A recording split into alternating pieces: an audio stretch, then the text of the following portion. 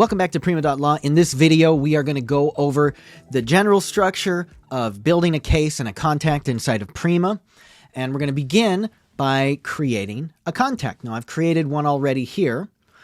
And as I'm going to illustrate, when we open a contact, that's where you're going to build your cases. So you don't just build a standalone case.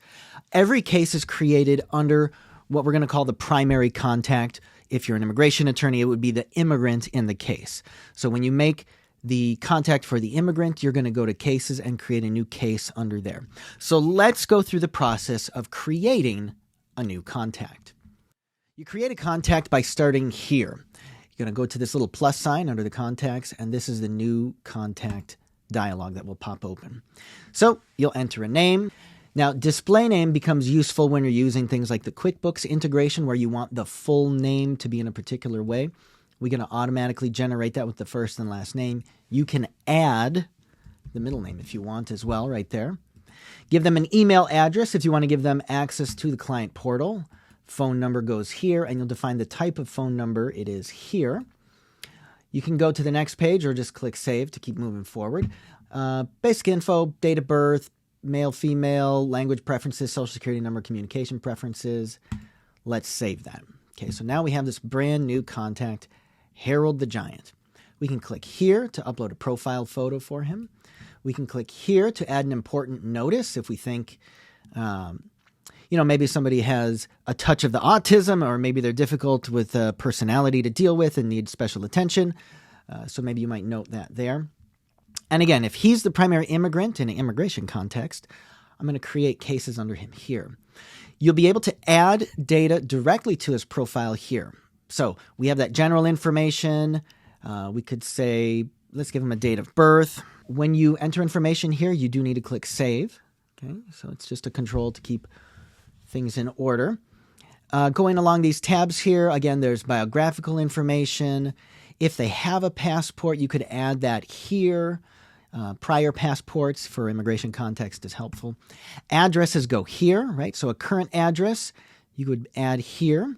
And then you'll just define, is this the physical address, the mailing address, or foreign address? It can actually be two things. So we'll make it the physical and mailing address. So we'll add that. Now we have an address, and we can add our address history here. So where you've lived from the to the from date, and it'll put those in order. Telephones and accompanying information go here. You can actually detail the best time to call. Of course, what type of a phone number is it? These things will carry over into the immigration forms, so it'll populate those accordingly. If this is like the aunt's phone number and you're only supposed to call after a certain time, you could put that in the annotation there. And again, employment history, marriage history, family members. We'll talk about that in a minute. Education history, criminal, all of these histories, you can add multiple items for each of those. And that's one of the things that sets Prima apart from other case management systems is you need to gather that sort of history information for your client. And this is where you would store it. And that gets populated on the forms. Now let's go back to the marriage history, because if you have a spouse in a case, you might want to define them here. So let's just make Harold the Giant. We're going to call his wife's first name Susan Giant. The could be her middle name as well. And her maiden name was Ogre, let's say. Okay, we're going to save.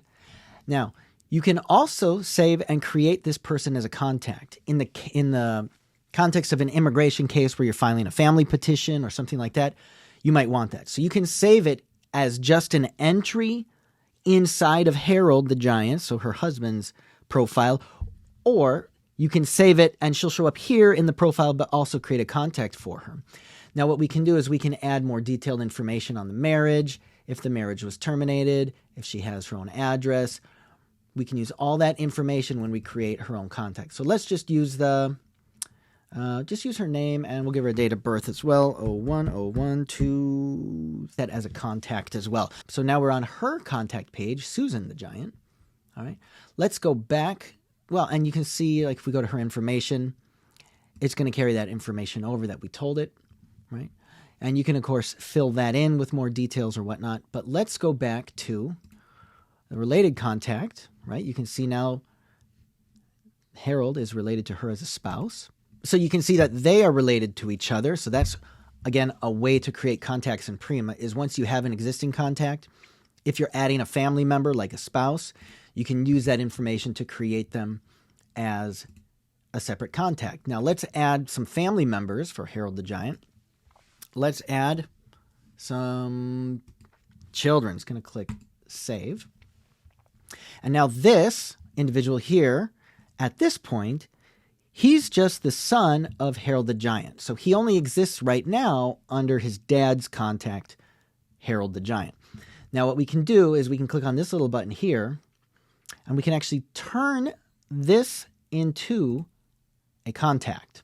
So now you can see right here we have Bobby the Baby Giant. And so he's his own contact. We can add more detailed information about him, including address history, employment history, all of those fun things. Any immigration specific stuff you'll find under this tab here. This button first, and then the tabs for immigration appear there. So that's another way of creating a contact inside of Prima. Now there's a couple other ways, and that would be through some sort of integration. If you create a contact in Clio, you would be able to go to the search box here, type in the name, and you would then be able to import that contact from Clio. It would actually show up under the results over here when you're connected to Clio. This account's not connected right now, so you don't see that. But that would be another way. Or if you're connected to Practice Panther, you could do it that way. And of course, the other way, let's not forget that we have this wonderful integration with Zapier. Okay, so you could, using a CRM, or maybe you're using MailChimp or something like that, or a form on your website, you can start creating leads and contacts using a Zapier trigger and automatically creating those inside of your Prima account as well. So that's how we get started with creating new contacts inside of Prima.Law. And of course, as we were reviewing, you create your main contact, and that's where you're going to be creating your case, and we'll go over that in the next video.